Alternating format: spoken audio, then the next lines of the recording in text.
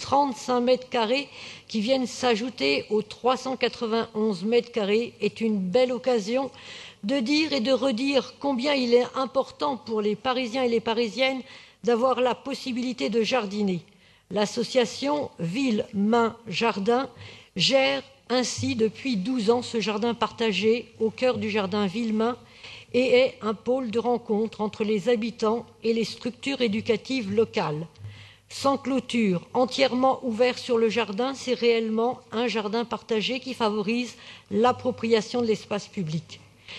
Cette appropriation ne se crée pas toute seule.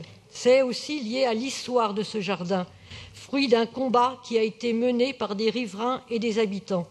Cette parcelle devait être construite, devait être densifiée, et elle est devenue, malgré les travaux qui avaient commencé en 2005, un jardin.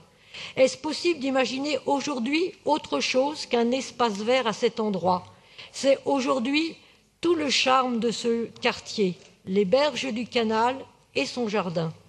Alors, je pense bien évidemment à d'autres espaces à Paris, au TEP de Ménilmontant dans le 11e, qui dans quelques années sera un jardin public avec un beau jardin partagé en pleine terre.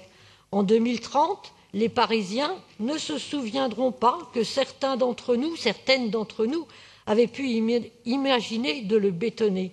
La trame verte du Père-Lachaise au cœur de Paris sera vivante et il ne sera pas rare d'apercevoir des fouines, des pipistrelles, des lézards et même des faucons qui viendront se nicher dans les vieux murs. Je vous remercie.